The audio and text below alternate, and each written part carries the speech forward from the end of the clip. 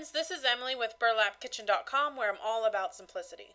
So this past weekend we spent a few days at my husband's parents, and while we were there, his stepdad was cleaning the garage. So they found this Folgers tin can and they were gonna throw it away, and I told him to keep it because I'm gonna craft with it, of course, right? So I just showed you a picture of what the can looked like. I went ahead and I gave this just a quick coat of brown spray paint. My can only needed one coat. You may need two, but mine only needed one. So we're going to use some crimson red chalk paint, some Vaseline, some Mod Podge, an old rag, some stain, and a few other supplies for this project. So I went ahead and I printed off the saying Who Hash. So, because we're going to make a can of Who Hash. This is going to be so cute, guys. So you want to print that off first so it has time to dry so your ink don't smear. So go ahead and print that off and let it dry for a little bit. Now I'm just going to take some Vaseline and I am just going to smear it on my can anywhere that I would want it to rust. So try to think of where your can is going to rust naturally, like around the rims. I did a little bit in the middle. This first coat that you're going to add, you can go a little bit heavier because we can always fix that later on in the project. So I would go a little heavier rather than lighter the first time you do this, and I'll show you why here in a minute.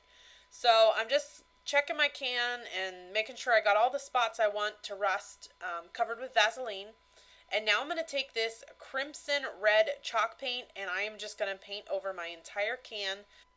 And this is a Waverly chalk paint. You can buy this at Walmart. It's in with all the other craft supplies and craft paints. So I'm just going to keep on painting. We want to make sure the entire can is covered.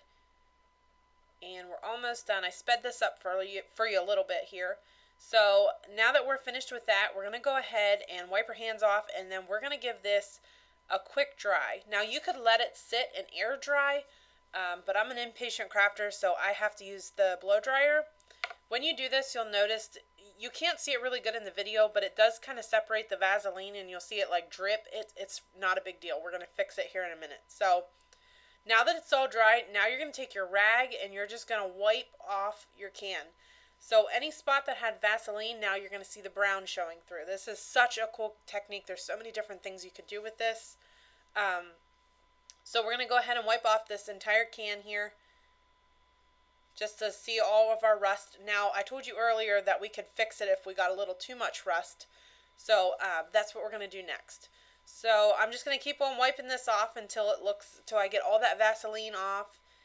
And now we're going to take some more Vaseline and we're going to go over those spots. But if you see a spot that you got a little too much rust, just don't put Vaseline there or put a little less Vaseline there. So we're just going to do the same thing, and I sped that up for you. And we're going to go ahead and we're going to paint real quickly over this. And we're almost finished. Okay, that looks pretty good. So now we're going to do the exact same thing. We're going to take the blow dryer, make sure it's nice and dry. You always want to make sure it's dry before you wipe it off, or you'll wipe way too much off. And now we're going to go around and just wipe it off again. Now when you go to do this next step, just try to pick the prettiest side of the can for the front. That's what I always do. I look around it and see where I want, which side looks best, and that's the side that you want to make the front. Okay, and we want to make sure our work surface is dry also before moving on. So always make sure you do that so you don't get some paint or anything on your final project. Okay, next it's time to work on the Who Hash sign. So to do this, we're just going to rip all along the edges. That's just going to add to that rustic primitive look. To get this sign, I used brown paper. You can find it at just about any craft store or Amazon. And then I just typed the words Who Hash into Microsoft Word, I believe it was, and underneath I just wrote some ingredients. So I just looked up some recipes for Who Hash, which, believe it or not, there are recipes for that. I never knew that.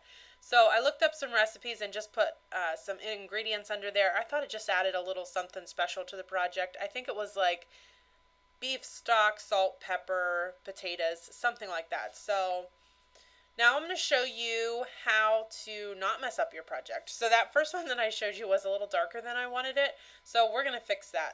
I do recommend when you do this project to print out 2 or 3 of the Who Hash, just in case you make a mistake like I did. Now we're going to take some stain, and the best way to do this is to dip it, just barely dip it in and then rub it off. and then start on your edges first. That way the majority of your stain gets on your edges where you want it to be darker, and then you can go into the middle and sort of rub the stain on. And doing this is just going to, again, add to that rustic, primitive look that everyone loves so much. So I just real gently went in there and just kind of gave it a rough brush there with the rag, and then I just kind of rubbed it all over. And I did put gloves on this. I should have put gloves on earlier on in this project because my hands have spray paint all over them, but definitely wear gloves when you're working with stain, or your hands will be stained like this for a few weeks. Well, maybe a week. So now that we did that, again, I'm going to dry my work surface and also my Who Hash sign. And now I'm going to take some Mod Podge, and I'm going to Mod Podge that right onto my can of Who Hash. So I'm going to take my scissors just to kind of stabilize the can, and then I'm going to try and center this, figure out where I want it, and now I'm going to paint the back of it with Mod Podge. You want a generous amount so it sticks well. And make sure you get the edges really good so it sticks well to the can. This project is kind of messy. It's so cute and fun to do, but it is a little messy. So now we're going to go ahead and just lay that Who Hash sign right over the can. I had to turn it around so I could center it. I'm going to add a little Mod Podge to any of the corners that aren't sticking well and smooth it down. I got a little too much Mod Podge there, so I'm just going to wipe it off. And then I am just going to take my blow dryer and just give that a quick dry. So I decided after doing that it needed a little something extra, so I decided to get some twine, and I'm just going to wrap my twine a whole bunch of times around the top. I sped that up for you. And then I'm just going to tie a little knot in the back so it stays in place. Just a real simple knot. Just like that, and then I'm going to trim those edges, and I'm going to add just a little dab of glue just so everything stays in place. And I decided it needed a little bell, so I'm going to take another little string of twine here, and I'm going to wrap it around my can, and then I'm just going to tie a really simple knot here at the top. You'll see here in a minute. Okay? So I'm just going to tie a real simple knot, make sure everything's nice and even.